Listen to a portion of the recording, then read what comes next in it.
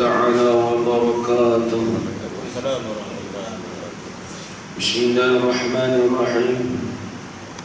الحمد لله رب العالمين والعاقبة للمتقين، والصلاة والسلام على أشرف الأنبياء والمرسلين وعلى آله وصحبه أجمعين. أشهد أن لا إله إلا الله وأشهد أن محمدا رسول الله. اللهم صل على سيدنا محمد وعلى آل سيدنا محمد. سبحانك لا علم لنا إلا ما علمتنا إنك أنت العليم الحكيم. قال رب اشرح لي صدري ويسر لي أمري واحلل عقدة من لساني يفقه قولي. ولا حول ولا قوة إلا بالله العلي العظيم. ولا حول ولا قوة إلا بالله العلي العظيم.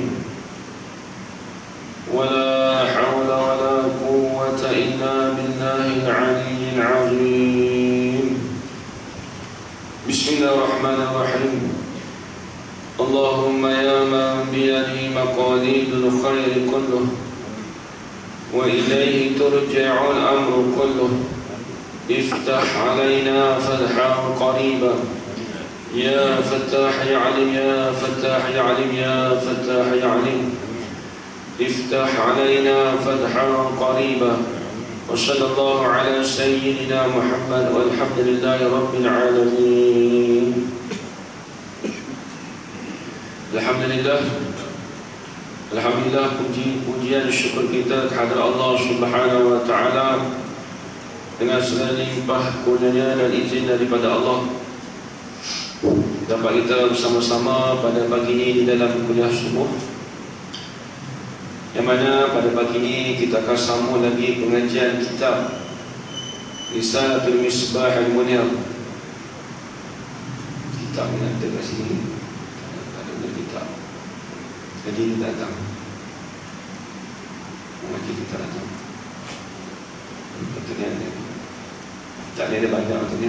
Itulah tuan-tuan nak guna kitab ni, saya baca seorang lah. Tuannya dia kitab ni muka surat 8.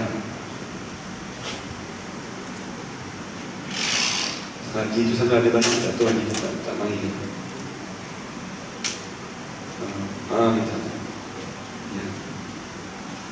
Kita kita mengaji kena ada kitab ni. Kalau tak ada kitab tu jadi dia mengantuk lagi dengar aja ni.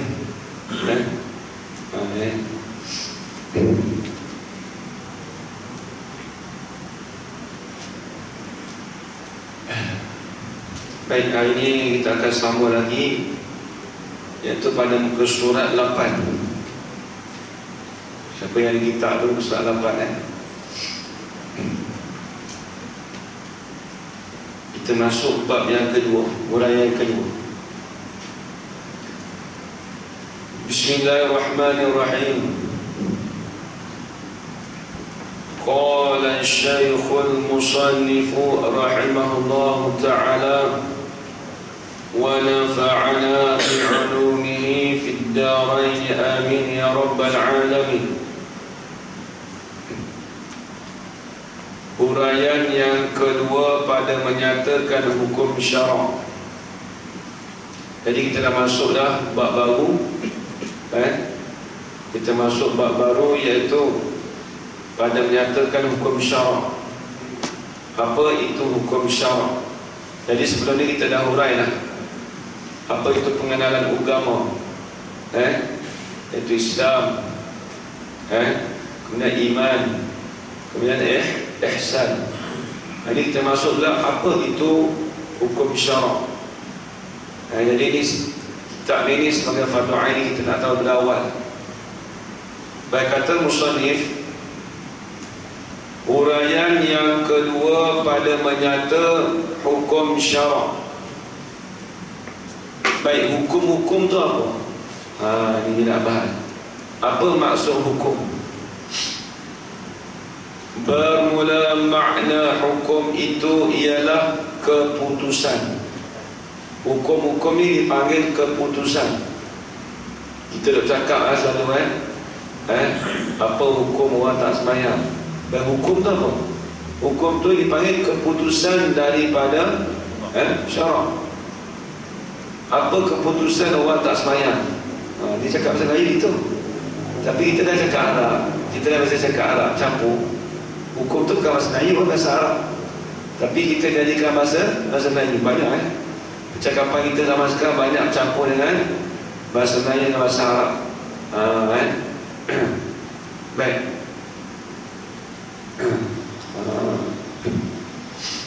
Baik, kita tengok.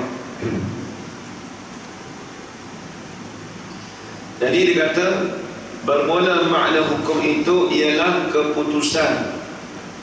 Dan itu dipanggil keputusan.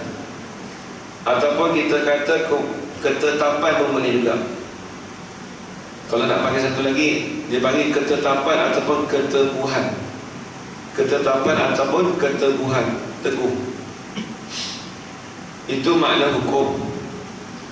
Dan makna syarak itu ialah undang-undang. Syarak ni undang-undang. Kan kita kata hukum syarak kan? Hukum syarak. Apa hukum syarak? Iaitu keputusan daripada undang-undang. Keputusan daripada undang-undang Allah. Tengok. Maka makna hukum syarak itu ialah keputusan undang-undang, yakni keputusan undang-undang daripada Allah. Apa keputusan undang-undang Allah Ta'ala? Kita kata waktu, kalau kita kata apa dia? Apa hukum keputusan daripada Allah Ta'ala? Orang yang tak sembahyang, kita kata dosa besar. Itu yang panggil hukum syarak. So kita tahu lah apa tu hukum. Dia sebut hukum ni dalam mindset kita keputusan ataupun ketetapan. Baik, berapakah hukum tu? Dan iaitu keputusan undang-undang tu. Dan iaitu keputusan undang-undang tu, kata dia ada 5 perkara. Jadi kesemuanya ada 5 perkara. Mana dia 5 perkara? Wajib, sunnah, haram. Sunnah tu sunat tu lah. Sebenarnya bahasa Melayu kita ni, Arab ni dia cakap sunnah, kita panggil sunat. Bahasa Arab tak ada sunat. Tapi kita ni dah biasa cakap sunat. Kita ni nak biasa dengan sunnah dengan sunat. Kalau Arab dia cakap sunnah kedua. Kalau perbuatan Nabi kita cakap sunnah juga. Kalau kita buat benda kita kata kita buat benda lebih, kita punya sunnah juga. Arab semua ni sunnah. Cuma kita lain, beza. Solat sunat. Sebenarnya solat sunnah dalam bahasa Arab tak ada solat sunat, tak ada. Kalau pergi kat Mekah tak nak. Kalau kita nak Arab Mekah kata ada solat sunat, Arab gelak. Sunat tu dia panggil solat sunnah. Sunnatul rawatib. Nampak kita sembahyang lah. Usuli kita kata usuli sunatan qawmiyatan zuhri, sebab sunnah. Betul tak? Sunnah tu kan. Usuli sunnah tak kan. Dia tak kata usuli sunata. Tak ada sunata. Sunnah ada tasdid. Kita nampak kita doa apa? Kita berlafaz kan. Usuli sunatan tarawih. Usuli sunatan tarawih. Dia tak cakap usuli sunatan tarawih.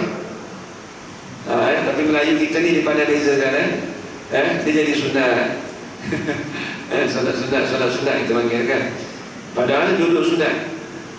Kita kata perbuatan Nabi pun sunnah juga. Pekerjaan mendapat pahala lebih kita panggil sunnah juga. Sunnah dengan jalanan Nabi, sunnah dengan mana kita buat perkara tu dapat pahala lebih. Baik. 5 perkara: wajib, sunnah, haram, makruh, harus.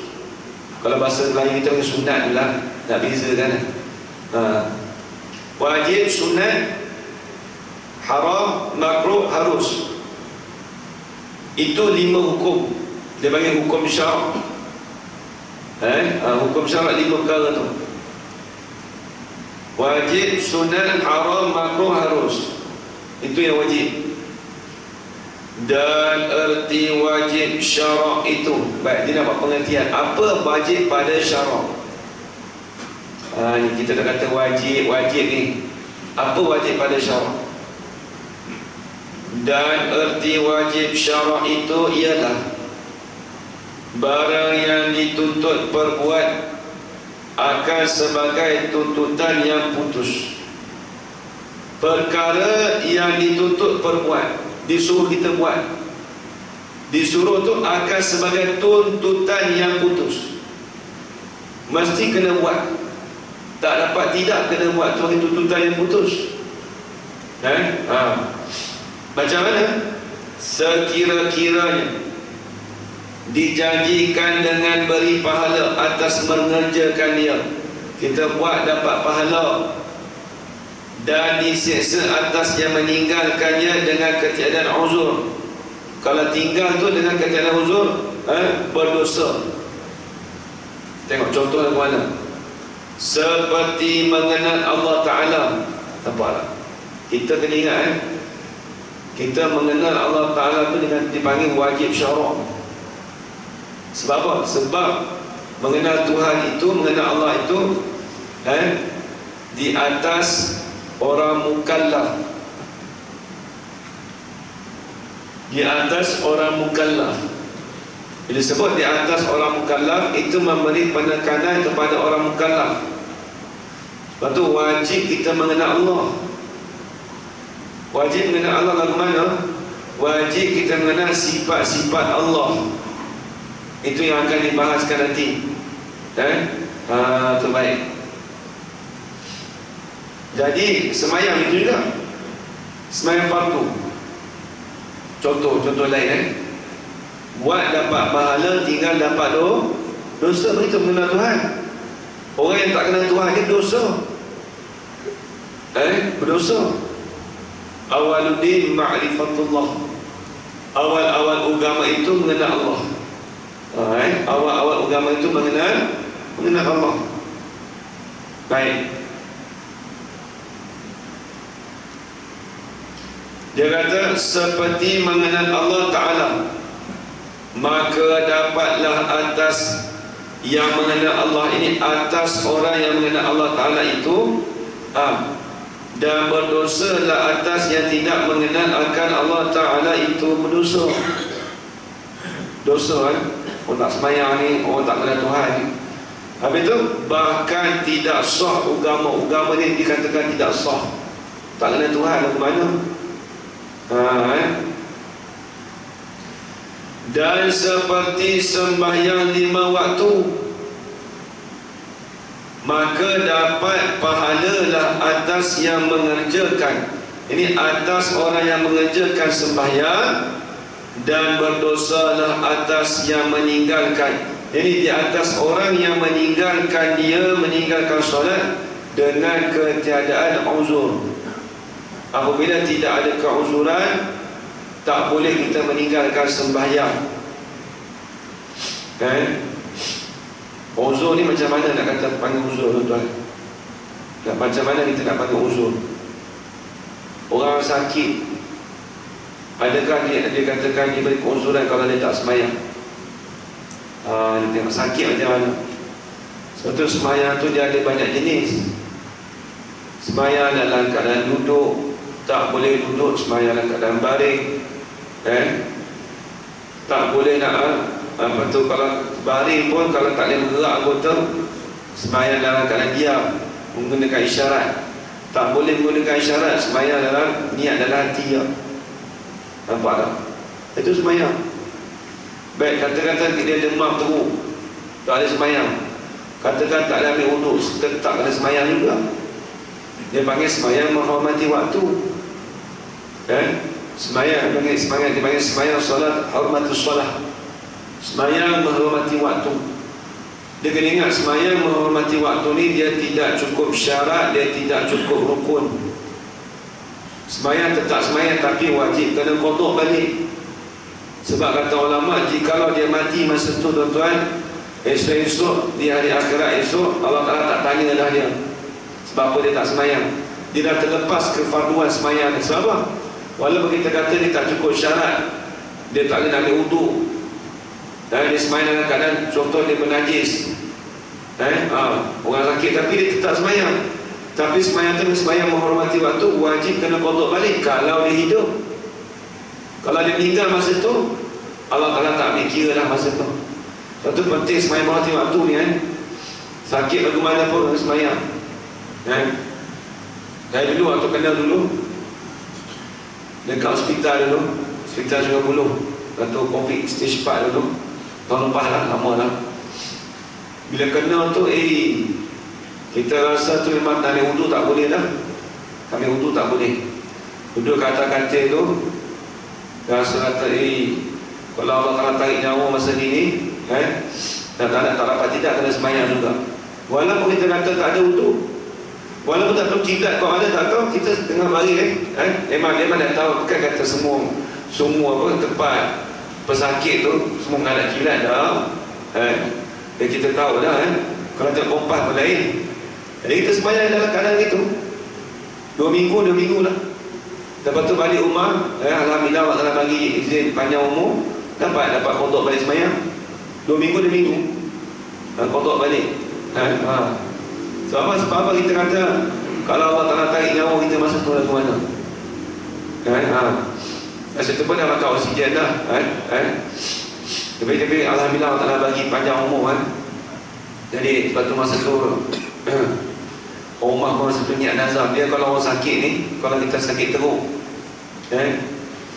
kata ulama, kalau kita buat kita niat apa kita buat nazar bagi kita, kalau aku sembuh ni aku nak buat sembelih kambing contohlah. Maka nazar tu kita tu benda tu wajib. Maka bila kita sihat tu Allah Ta'ala bagi kesembuhan bagi kita buat, kita tunaikan apa nazar kita tadi. Sebab kadang nazar-nazar ni kadang-kadang Allah Ta'ala beri pada kita tu beri hikmat. Kadang bila sakit teruk kalau contohlah ada orang tu tengah sakit, kita bagi tahu dia baik, suruh dia niat nazar, mudah-mudahan dia tu jadi kesal sembuh, ataupun saudara dia ke, isteri dia ke, dia buat macam mana nak buat tu, boleh niat nazar tu, mudah-mudahan dia baik, boleh. Tapi nazar tu kena tunaikan lepas baik tu, lepas sembuh tu terus tunaikan nazar tu. Biasa orang nazar ni biasa dengan kambing sembelih kambing. Kalau ni pun saya sembelih kambing. Alhamdulillah. Habis. Itu kena ingat jadi nak tak dapat tidak semayang tu dia wajib kena semayang. Wajib. Tak ada istilah kata uzur tu, uzur sampai kata kalau dia kata dah tak cukup rukun, tak cukup syarat tu kita semayang juga, tapi semayang menghormati waktu ni, baik hormatus solah. Saya kata istilah kata keuzuran tu tak apalah, tak ada, saya tak boleh nak mandang kilat, tapi semayang tak apa. Walaupun kita kata pada tengok hukumnya tak sah semayang, tapi dipanggil hormat soal menghormati sembahyang. Semayang menghormati waktu. Kita semayang menghormati waktu. Apa waktu yang kita tak sembahyang tu kita semayang juga. Kalau menghormati waktu tu, waktu zuhur ke, waktu asar dan sebagainya. Baik, habis. Dan sebagainya daripada segala perkara yang wajib dikerjakannya dan sebagainya, banyak lagi lah. Itu dia. Baik, itu arti wajib. Dan arti sunat itu ialah barang yang dituntut perbuat akan perkara itu, akan barang itu buat tu sebagai tuntutan yang tidak putus. Jadi tuntutan tu tak putus. Lagu mana dia kata tak putus? Dia kata tak putus ni maksudnya tak teguh, tak tetap.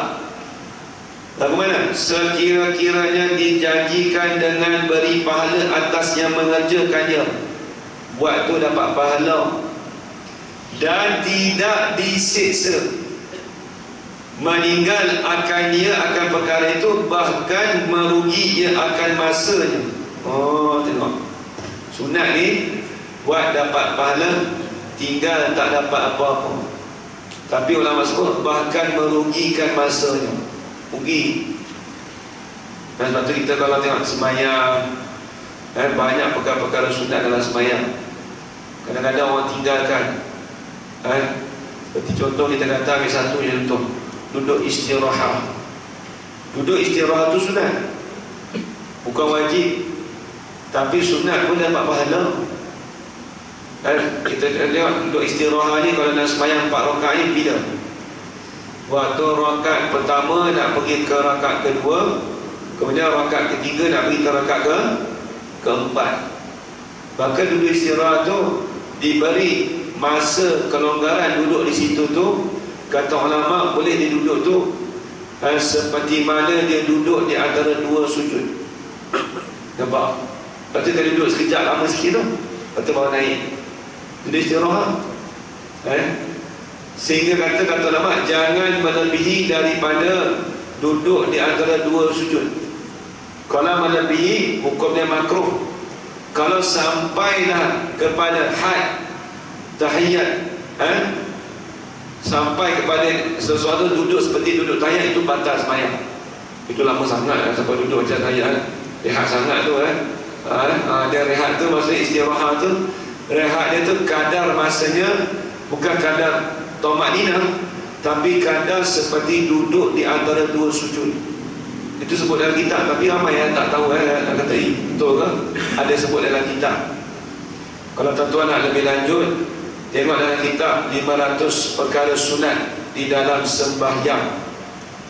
500 dalam sembahyang tu ada 500 perkara sunat. Bukan 30, 40, 50, 500. Sehingga kan kata lama lebih lagi, dekat-dekat 600. Allah Akbar. Mulai daripada sebelum masuk daripada takbiratul ihram sampailah lepas habis memberi salam tu. Lepas tu perkara sunat lagi apa yang kita buat banyak. Allah Akbar. Tengok, tu dia banyak perkara sunat. Dia kata bahkan merugi ia akan masanya, kerana yang sunat itu setengah daripada tawaran Allah Ta'ala. Perkara sunat ni, ini satu bonus, satu tawaran ganjaran yang Allah Ta'ala berikan kepada kita, tuan-tuan. Kalau kita nak harap benda fardu ni, tuan-tuan, cukup dah. Tapi kalau dapat benda bonus ni, nak lagi. Orang kerja makan gaji lah. Kalau kata, kalau duit gaji tu awak kerja ni 20 tahun, saya takkan bagi kenaikan gaji. Selama-lama gini awak nak lah. Agak-agak dia nak lah. Dia tak mau, 20 tahun macam ni lah awak. Memang awak takkan naik gaji. Buat apa kerja sini? Aku mesti nak tambah gaji, nak juga bonus. Tu dunia pun nak bonus dah. Dan begitu juga kita. Semayang pun kita nak bonus.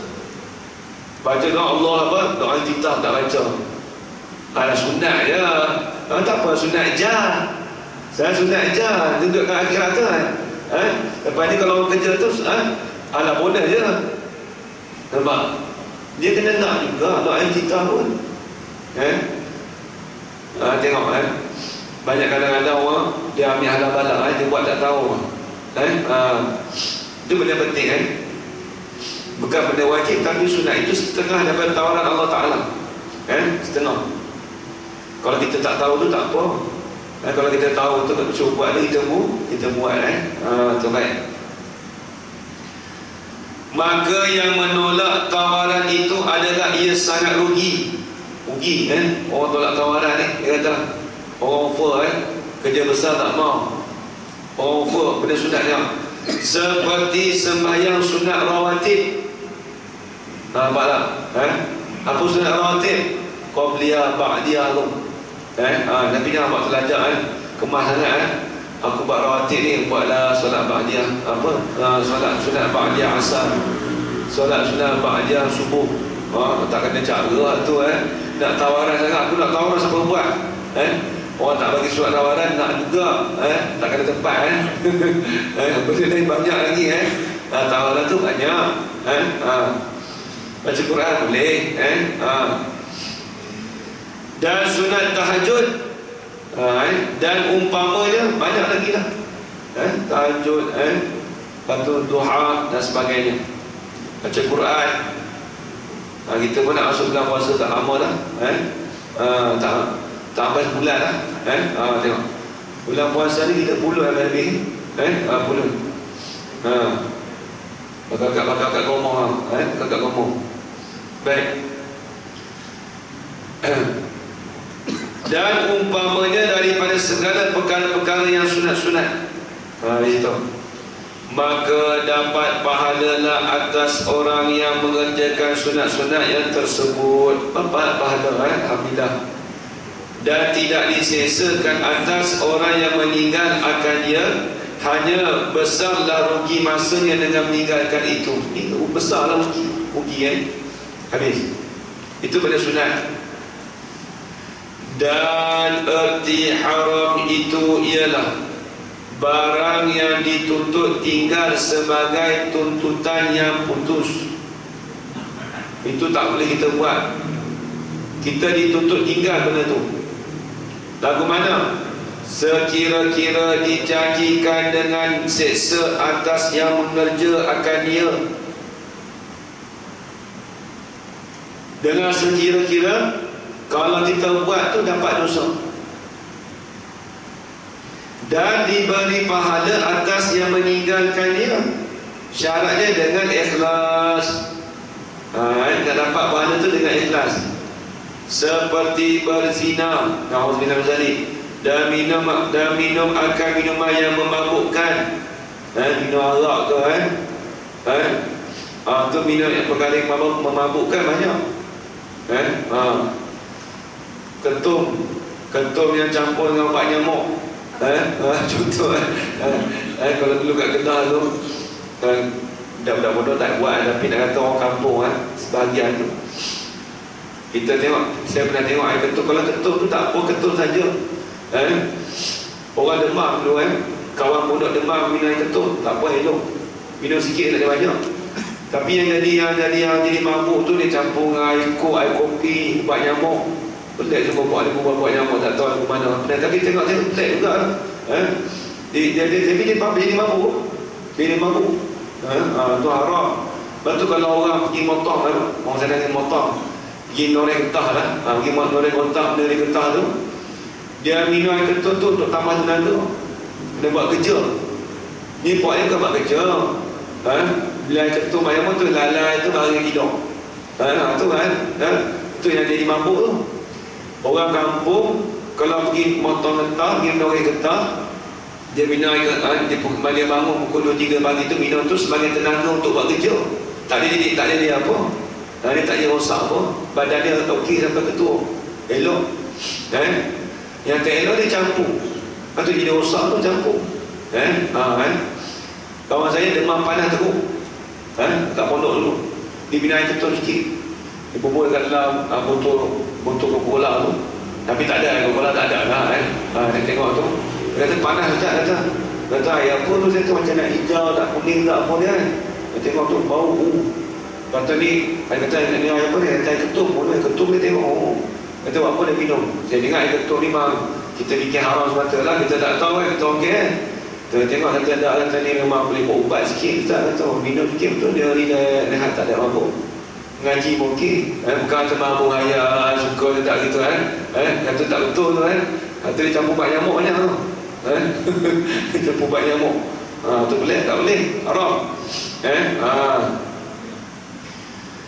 Baik itu. Tu perkara itu minuman yang memabukkan. Jadi kalau kita tinggalkan benda tu dapat pahala. Dia kata apa tu, ni orang kata orang over ni minum arak tak minum, haram. Tinggal tu, jangan cakap aku tinggal ni sebab dia bawa masak. Tak edit. Dia tinggal tu dia tak, itu kan tak dapat pahala ni. Kalau kata aku tinggal tu kerana syarak suruh, tu baru dapat pahala. Baru dapat pahala. Tapi tinggal tu kalau tinggalkan kerana apa? Kalau kata benda tu masam lah, apa dan sebagainya, dia tak dapat pahala ni. Dan dapat pahala kerana tuntutan syarak berdapat. Tak dapat. Mencuri, dosa, haram. Awak tak mencuri tu aku mencuri, malah aku kata malah. Malah apa? Mencuri, aku malah mencuri. Cari kau orang tangkap nak polis. Kalau sebab tu tak dapat pahala. Habis tu dapat pahala lah. Aku tinggalkan perkara tu kerana tuntutan syarak, baru dapat pahala. Baru dapat pahala. Tu kena niat. Lepas tu kita niat tu kena penting. Niat tu kena penting. Terbaik. Habis. Dan memakan akan makanan yang diharamkan. Dan kita tinggalkan makanan yang diharamkan. Lagilah makanan-makanan yang haram ni maklumlah, kerana syubhat dan sebagainya. Dan ditegakkan seperti arak, darah dan ganja. Nak sebut ganja di kitab dulu. Ini sebab pengarang kitab kita ni dia kawan dekat Kelantan. Dia orang petani. Tapi dia duduk di mungkin Kota Baru. Di Kampung Palu. Kota Baru. Tengok. Dan sebagainya daripada perkara-perkara yang diharamkan. Ikutlah ganja, gam, sagam, nama kan. Lah ni tak ada dah sagam. Zaman saya budak tu, saya tengok kawan-kawan ada waktu form tu dululah, sekolah biasa ni lah. Dekat si Gombak dulu tengok budak isap agam, budak perempuan lah, dululah zaman yang lama lah. Isap agam nangis sudu tu datang tu isap. Dia sedut. Lepas saya nampak, betul tengok kata budak ni dia beri kawan bayar saya lah. Masa tu tengok dia isap kat belakang sekolah. Rumah saya dekat sekolah, kat Sigomba. Rumah saya kan Kriuk tu dia. Kat Kriuk tu, kat sekolah Sigomba, kat Majlis Remah tepi jalan tu, situ belakang tu ada sekolah. Sekolah tu memang top lah, top. Bukan top yang sebab sekolah hebat-hebat maksudnya top macam-macam perangai lah Ustaz dia pun pening kepala. Ustaz dia dulu bertukar-tukar ustaz lah, nak jaga kudu disiplin tu. Dia punya form 1 dia kelas dia ada 12 kelas. Form 1 ramai. Saya ni golongan bukan kata cedih sangat, golongan nombor 5, kelas nombor 4, nombor 5 tu dapat satu dan belakangnya dah. Tapi kalau yang belakang-belakang tu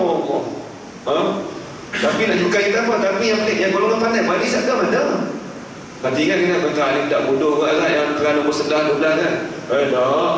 Zaman saya tu kelas nombor 1 tu hak kelas nombor 3 ada. Yang perempuan tu kan bukan bodoh dah.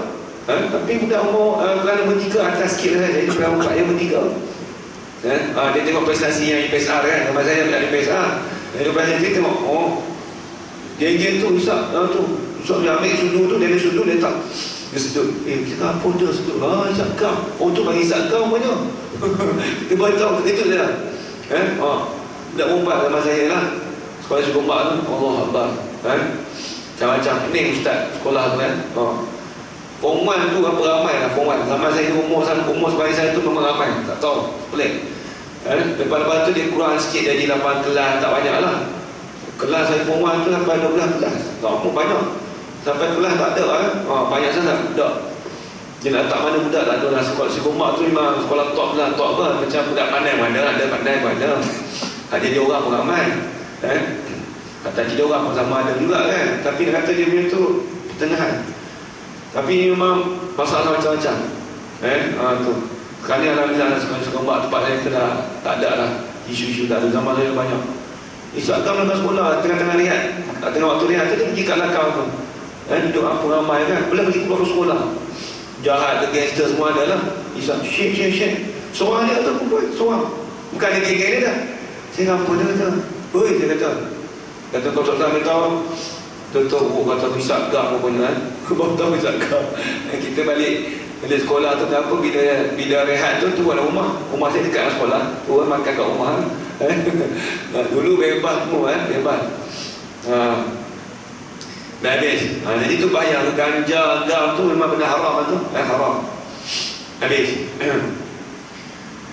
Allah Akbar. Asal dah ni tak ada dah kot Tak tahu orang alam. Takut ni canggih lagi orang alam Canggih lagi tak tahu Dah masih tak bercanggih mana. Baik, qala al-musannif rahimahullah, maka berdosalah dan disiksalah atas orang yang mengerjakan yang tersebut, dan diberi pahala atas yang meninggalkannya dengan ikhlas. Syarat dia tinggal tu dengan ikhlas. Kalau tinggal dengan terpaksa tak jadi. Tinggal pasal Allah, nak aku nak kacau nak juga tapi tak ada Allah orang tengok ni tak jadi, tak dapat pahala tu. Tak dapat pahala. Dia nak juga tapi tak boleh. Takut orang tengok tak jadi. Tu dia panggil tak jadi. Maksudnya tak dapat pahala tu lah. Kerana perkara yang tersebut itu ditegah putus. Itu haram. Itu haram. Dan erti makruh itu ialah barang yang dituntut tinggal sebagai tuntutan yang tidak diputus. Macam mana makruh ni? Sekira-kiranya dijanjikan tidak berdosa atas yang mengerjakannya. Buat tu tak dapat dosa. Tak dapat dosa Habis itu, dan diberi pahala atas yang meninggalkannya dengan ikhlas. Kerana yang makruh itu setengah daripada amaran Allah Ta'ala. Benda makruh ni setengah sebagai pada amaran Allah Ta'ala. Makruh lawan dengan sunat. Seperti makan sambil berjalan, makruh. Dan kencing sambil berdiri. Fahamnya apa? Kalau kita kencing duduk tu dapat pahala sunat. Terdapat. Tapi kalau orang tu ustaz dan orang tak nak berdiri, ada keuzuran tu lain. Kita jangan bahas ada keuzuran. Kalau ada keuzuran tu lain. Ustaz memang kaki saya tak boleh nak cangkung ustaz, nak duduk pun tak boleh. Tu lain, dia kena berdiri lah. Allah Alam, kita tanya balik kalau kata saya nak berdiri, maksudnya kita faham itu, maksudnya berak pun tak boleh juga lah. Faham di situ. Tapi kalau kencing boleh duduk, itu dapat pahala sunat. Kalau berdiri, hukumnya makruh. Makruh maksudnya tak dapat apa? Tak dapat pahala.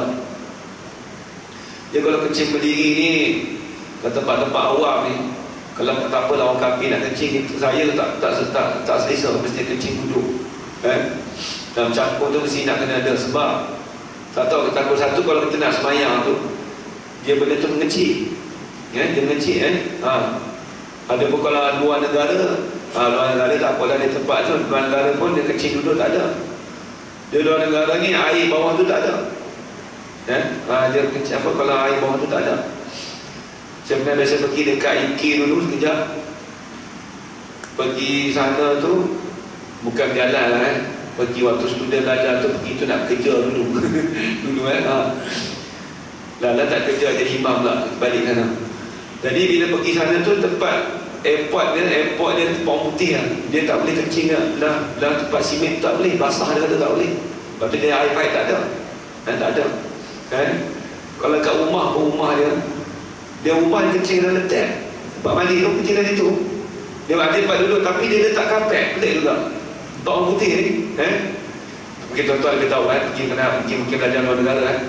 Saya pergi situ tu tengok dia tempat yang duduk tu, dia ada kapek kat tepi-tepi tu. Pelik juga saya. Dulu kita tak tahu. Kita mandi buru kapek tu tak ada lagi masa tu. Pergi buru mandi orang marah. Ngepek orang. Orang putih marah. Maki hampun. Maki habis. Lepas tu tuan rumah kata tak boleh mandi sini kata. Barang orang dibeli ni kena di rumah je tu. Saya tak tahu. Rupanya rumah dia sana jadi macam tak tahu lah rumah orang putih kan. Kita pun kita tak tahu, kita buat macam Malaysia. Abang bro kan. Kalau Malaysia habis marah orang. Jadi nak cerita kata benda tu dia kalau kencing tu kena ingatlah kencing berdiri tu makruh.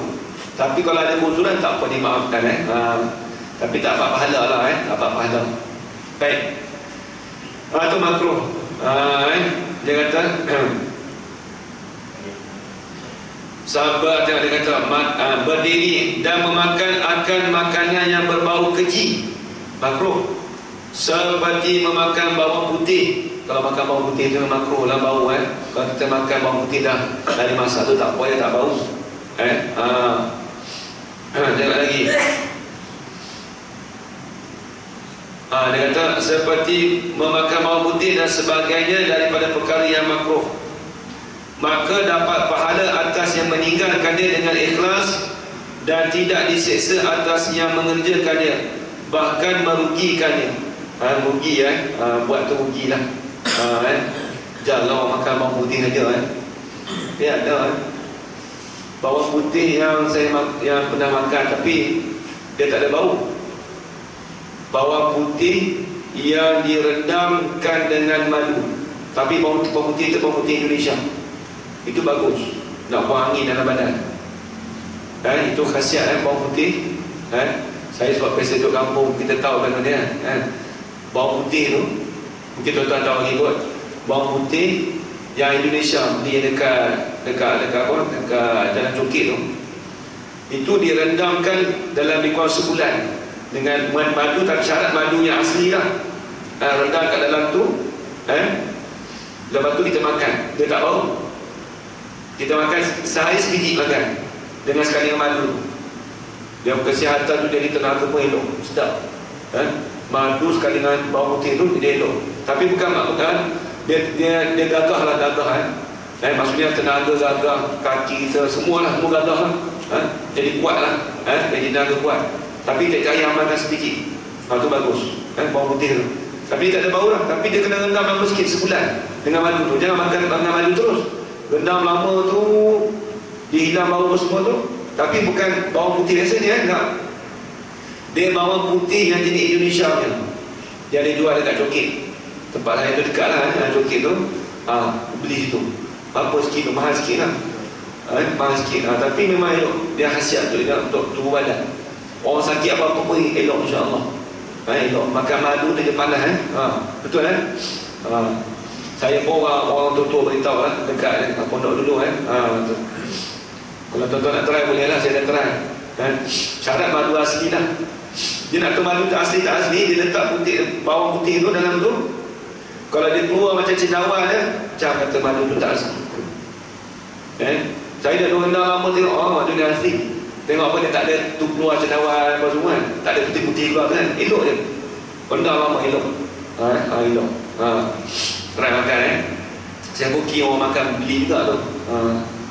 Habis itu. Kalau bawang putih tu tak apa. Sebab dia tak ada bau lah. Kalau bawang putih yang kata makruh tu, makan saja tu. Itu makruh tu. Dah habis. Dan erti harus pada syarak itu, sikit lagi habis lah. Dan erti harus pada syarak itu ialah barang yang dibiar dan dihalak. Halak dibiar lah. Dihalak. Dihalak ni bahasa orang kata. Lok dengan lok, bukan lok kunci biar lah. Kalau orang tadi lah tu maksudnya biar. Lok, halak, bukan hilang. Dengan tidak berdosa dan tidak dijanji seksa. Dosa pun tak disiksa pun tak. Dan tidak dijanji dengan pahala. Pahala pun tak ada. Harus atas yang mengerjakannya. Bahkan diberi pilih di antara buat dan tinggal. Nak buat pun tak apa, tak buat pun tak apa. Tak apa. Seperti berjalan, tidur, makan, minum, itu semua harus. Tapi kena ingat, kalau kita niatkan tu kepada untuk kita beribadat, itu dapat pahala pula. Asal jalan tu harus. Tapi aku nak niat jalan ni kerana aku nak pergi ke masjid, dapat pahala. Asal jalan harus. Makan asal hukum harus. Makan tu sebab apa orang tanya. Makan sebab apa? Aku makan ni sebab cari kan boleh buat ibadat. Aku makan ni saat boleh ngaji. Itu tak apa, dapat apa? Pahala. Aku makan ni saat lagi kan bolehlah nak pergi jalan. Kalau jalan, tengok jalan mana. Kalau pergi jalan ke tempat maksiat, haram pula. Kena ingat, asal hukum jalan makan tu harus. Tu tengok. Tidur, makan, minum, tidur apa? Tidur lah. Tidur apa? Tidur dulu sebab nak bangkit lagi kan, nak semayang. Tak apa. Dapat pahala. Tapi semata tidur apa? Saja suka hobi tidur, tak ada kait apa-apa, harus rugi tak ada niat apa. Makan tu apa? Saja makan, munyah makan, tak ada niat apa-apa pun, rugi saja, harus pahala pun dapat, dosa pun tak. Dia tak dapat apa-apa. Makan tu sebab apa? Makan saja. Hobi makan. Hobi makan. Lebih kan tu lah. Tak ada dapat apa-apa. Tengok. Tetapi dikatakan harus yang tersebut itu selama tidak jadi tanda bagi 4 perkara yang terdahulu. Kalau tanda jadi hukum yang terdahulu seperti apa? Kalau berjalan tu kalau nak beribadat dapat apa? Dapat pahala. Dapat pahala wajib. Nak sembahyang fardu. Kalau sembahyang, kalau nak berjalan tu kalau nak menunaikan perkara sunat dapat pahala sunat. Kalau berjalan kerana perkara yang haram dapat perkara haram. Kalau berjalan kerana perkara yang makruh dapat perkara tidak dapat apa-apa. Tapi makruh dah tak dapat pahala. Cuma tinggal tu dapat, tinggal baru dapat apa? Pahala. Kalau buat tak dapat apa-apa. Itu makruh. Maka jika jadi tangga bagi 4 yang terdahulu, maka tidak dinama akan dia harus lagi. Tak ada pahala dah. Tak ada pahala dah. Seperti berjalan. Maka jika berjalan itu kerana menuntuti ilmu yang wajib, ilmu wajib ni, kita tuntut ilmu wajib ni, fardu ain. Maka wajib pula berjalan itu, wajib kita berjalan nak untuk ilmu yang wajib. Wajib pula kita berjalan. Dan jika berjalan kepada maksiat, tak jauh, maka haram berjalan itu. Dan jika kepada yang sunat, maka sunat juga kita dapat. Dan jika makruh, maka makruhlah berjalan itu. Demikianlah tiap-tiap yang harus itu. Demikianlah tiap-tiap harus kita buat tu, itulah. Tidur ke, makan ke, minum ke, berjalan ke, tak kira. Habis itu. Inilah huraian hukum syarak. Maka jika engkau menghendaki lebih panjang, kalau nak tahu lebih detail daripada hukum syarak ni, hendaklah engkau belajar di kitab-kitab yang besar daripada usul fiqh, iaitu asal fiqh dan kitab usul fiqh dan kitab-kitab fiqh. Kalau nak tahu kata lebih syarah, lebih mendalam perbahasan ni, tengok dalam kitab fiqh. Habis itu, wallahu a'lam. Faedah dah sampai tempat stesen dia. Nanti kita sambung sekali lagi. Ni faedah ni penting. Dia panggil hukum aridi pula. Ni benda ni kita tak akan dengar, tapi kena tahu juga. Wallahu a'lam. Nanti kita sambung lagi. Baik, jadi sekarang itu saja tuan-tuan. Yang baik itu datang dari Allah Subhanahu Wa Taala, dan lemah itu datang dari diri saya sendiri. Aqulu qali hadza wa astaghfirullah li wa lakum. Wassalamu alaikum warahmatullahi taala wabarakatuh.